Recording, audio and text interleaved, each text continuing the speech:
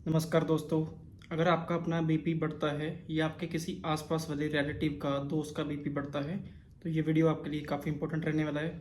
बढ़े हुए बीपी को कंट्रोल करने के दो तरीके हैं। एक तरीका तो है कि कुछ गोलियां हम डेली रोज़ लेते रहें और पूरी लाइफ उसे लेते रहें। ये तरीका आगे चलकर आपके किडनीज को, आपके लिवर को क्या इम्पेक्ट कर सकता है, इसका एनालिसिस आपको खुद करना है। दूसरा तरीका है रूट ढूंढ के, कारण ढूंढ के, बीपी बढ़ता क्यों है, बीपी के बढ़ने के कारण क्या क्या हैं, उन कारणों को दूर करके उसकी जड़ को ठीक करके बीपी को कंट्रोल किया जाए। एक ये तरीका है। अब तरीका चूज़ कौन सा करना है ये आपके ऊपर है। रूट को सही करने के लिए इस वीडियो में हम बात करेंगे सबसे पहले बीपी बढ़ने के कारण क्या क्या है। आजकल एज से ज़्यादा यंग पेशेंट्स में बीपी की दिक्कत ज़्यादा आ रही है। जनरल ओपीडी में यंग पेशेंट्स 40 से नीचे 30, 35, 27, 28 इस एज के पेशेंट्स भी बीपी की कंप्लेंट लेकर आ रहे हैं। कईयों को तो सिम्टम्स आते हैं, कईयों को बाई चांस बीपी डिस्कवर हो जाता है। डॉक्टर के पास किसी और प्रॉब्लम को लेके गए और पता चला कि बीपी भी उनका बढ़ता है। अब ये यंग पॉपुलेशन में बीपी का राइज होने का रीज़न क्या हो सकता है? का रीज़न है बढ़ा हुआ स्ट्रेस, बढ़ी हुई एंग्जाइटी, खाने पीने की कुछ गलतियाँ, इनडाइजेशन, खाना अच्छे से पचना ना, फिजिकल एक्टिविटी का ना होना, सेडेंटरी लाइफस्टाइल, एक ही जगह पर बैठे रहना, एक ही जगह पर लेटे रहना, ज़्यादा मूवमेंट ना करना, प्रॉपर वर्कआउट ना करना, योगा ना करना, प्राणायाम ना करना। मेन बात जो आजकल की जनरेशन में देखी जाती है वो है कि टाइम पे खाना ना खाना, टाइम पे सोना ना और टाइम पे उठना ना। ये सब अगर हम कारणों को दूर नहीं करेंगे और कुछ गोलियां रोज़ लेते रहेंगे तो ये उसका कोई सोल्यूशन नहीं हुआ। उसका सोल्यूशन हमेशा रहता है कारण को ढूंढ के उसे दूर करना। बीपी है क्या? बीपी बढ़ता कैसे है? बीपी यानी कि ब्लड प्रेशर, वो प्रेशर जो आपके अंदर जो खून को कैरी करने वाली वेन्स और आर्टरीज हैं उसके अंदर जो खून का प्रेशर है उसे हम ब्लड प्रेशर बोलते हैं। खून के इस प्रेशर को बनाता कौन है?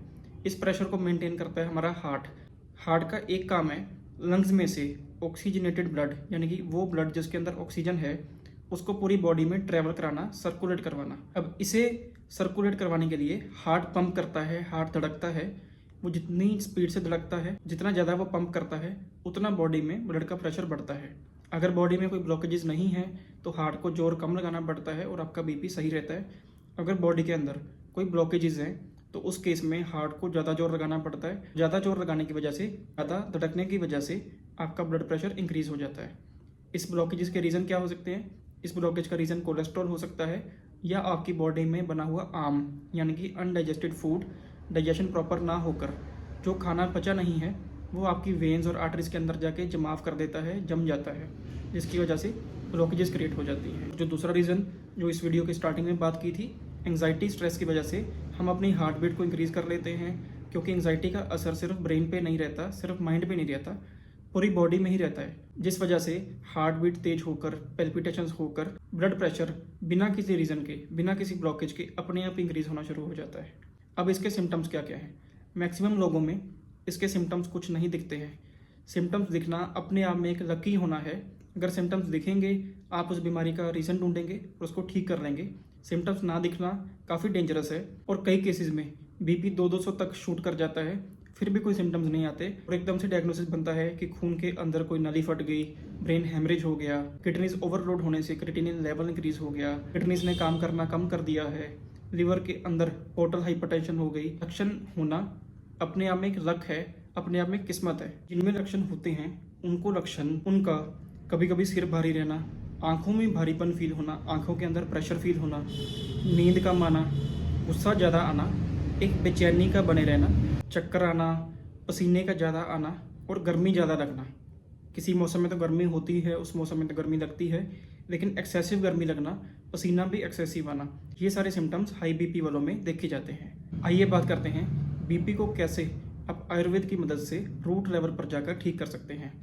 अब जहाँ पर बीपी इंक्रीज है यानी कि बॉडी के अंदर मूवमेंट्स बढ़ी हुई हैं, ब्लड की मूवमेंट, ब्लड का प्रेशर बढ़ा हुआ है, जहाँ जहाँ पे मूवमेंट ज़्यादा होती है, जहाँ जहाँ पे गति ज़्यादा होती है, वहाँ पर वात का रोल आगे आता है। हमें बढ़ी हुई वात को कंट्रोल करना है, जिसकी वजह से ब्लड प्रेशर अपने आप कम आ जाएगा। वात को कंट्रोल कैसे कर सकते हैं?